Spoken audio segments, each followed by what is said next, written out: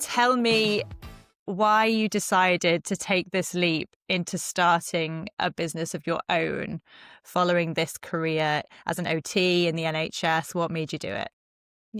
So I've been an occupational therapist, and not a lot of people know what that is. Like, occupations are anything that occupies our time, and they are things that we do every day. So there's ones that we have to do, and there's the ones that we like to do, and the ones that we can kind of feel like are a bit of a luxury as well.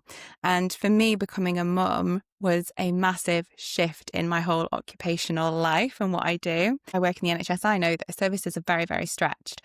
And there's not a lot of support out there for what I consider like the well woman.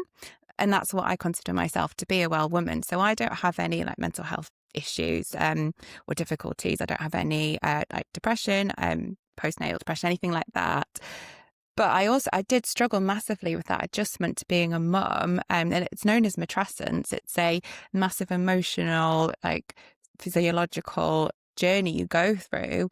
And I felt like after my first, I was going through it and didn't realize what it was, but it was after my second when I learnt this word matrescence, and I realized, okay, that explains a lot of how I'm feeling and how I'm struggling, like my identity, not liking certain parts of my body, my relationships changed with friends, husband, parents, siblings. It just changes. And I thought I really sort of neglected myself. And as an occupational therapist, I know that we do these occupations throughout our day, the things that we have to do, but also we need occupational balance basically. So we need to do things for ourselves as well. And that's the part I was neglecting. So I'm trained in physical health and mental health. So I was neglecting my mental health. And what I've realized as well is if you don't have strong mental health, you can't do the physical things as well. So for example, an occupation I really enjoy is running. And I have to convince myself in my mental health to go running, and then I physically feel better.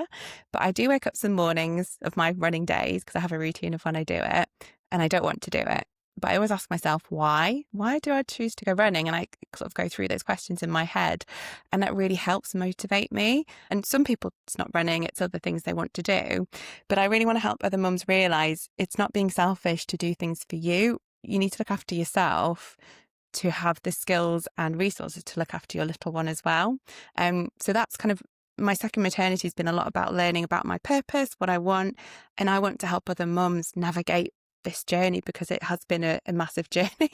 So that's kind of where the business has evolved. And yeah, as I say, I've got the skills as an occupational therapist. The more I read up on stuff, the more I was like, no, I know a lot about habits. I know a lot about how to build resilience. I know about kind of looking after yourself and self-care, how that's really important. And just all these things are kind of like, I can do this. And so, yeah, I've gone back to kind of all my university theory stuff and been sort of looking back at old OT, occupational therapy literature and stuff. And I just think, this is what I know. This is what I do. So I've been doing it on myself. So I am my own like transformation story of where I was beginning of the year. I mean, one of the examples is I've lost 30 pounds at the beginning of the year, just through mental strength and mental well-being and just looking after myself. And my runs have got so much quicker. Like I did park run. And it's amazing. Like how much your mental health impacts how you feel. And again, I just want to share that, with other mums and just help other mums through that.